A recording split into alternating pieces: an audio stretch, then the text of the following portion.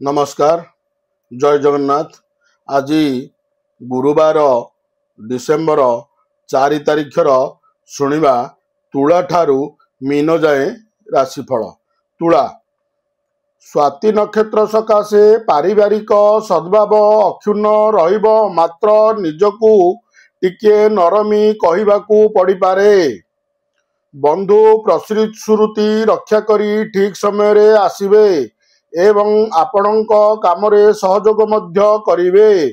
निर्माण किंबा कौनसी गुरुत्वपूर्ण कामरे टंका पैसार घोर अभाव परिलक्षित होई पारे।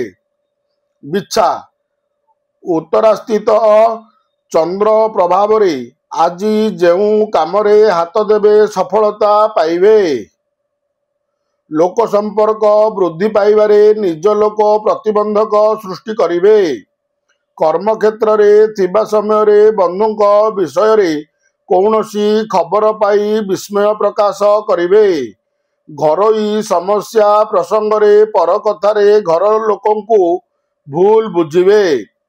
धनु बंधुक आह्वान कमे शुभ कामरे जोग देवार सूचना रहिछि। राजनीति प्रकाशन गवेषणा और आनुष्ठानिक किंबा धार्मिक कार्य सकाशे समय देई पारंती।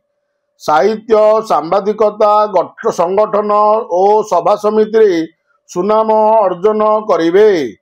पूर्वाषाढ़ा नक्षत्र सकाशे आज अर्थ और पारिवारिक क्षेत्र पूर्ववत अक्षुण्ण रहिब। मकर आपणक कथा और कामरे तालमेल न रहिबारु उपरिस्थ अधिकारी द्वारा वर्चित हेबे। उत्तराषाढ़ा नक्षत्र सकाशे आशा पूर्ण हेबारे बंधु साहाय्य करिवे। अवहेलित कार्य सकाशे अनुताप करिपारंती। सभा समिति रे आलोचना क्षेत्र रे गठनमूलक कामरे शुभ फल पाइबे। कुंभ पारिवारिक समस्या समाधानर रास्ता बाहर करिवारे समर्थ हेबे। भूल बुझामणा और संदेह कारणरू निष्पत्ति नेबारे समय लागिपारे।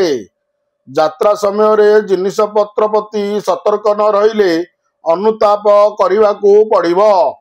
शतभिषा नक्षत्रर व्यवसाय सभा समिति नूतन कर्मारंभ पाई असुविधा हेब नाही। मीन रेवती नक्षत्र निजे कष्ट स्वीकार कले मध्य प्रिय कथा कही समस्या को सुधारी नेबे। स्वार्थ साधन करी भल संपर्क थिबा बंधु असुविधा रे पकाई पारंती। भाव प्रवणता जोगु मनोबल ह्रास पाइब। संगीत चलचित्र तथा मनोरंजन कार्यक्रम रे निजकू नियोजित करी आत्मतृप्ति अनुभव करि पारंती। जय जगन्नाथ।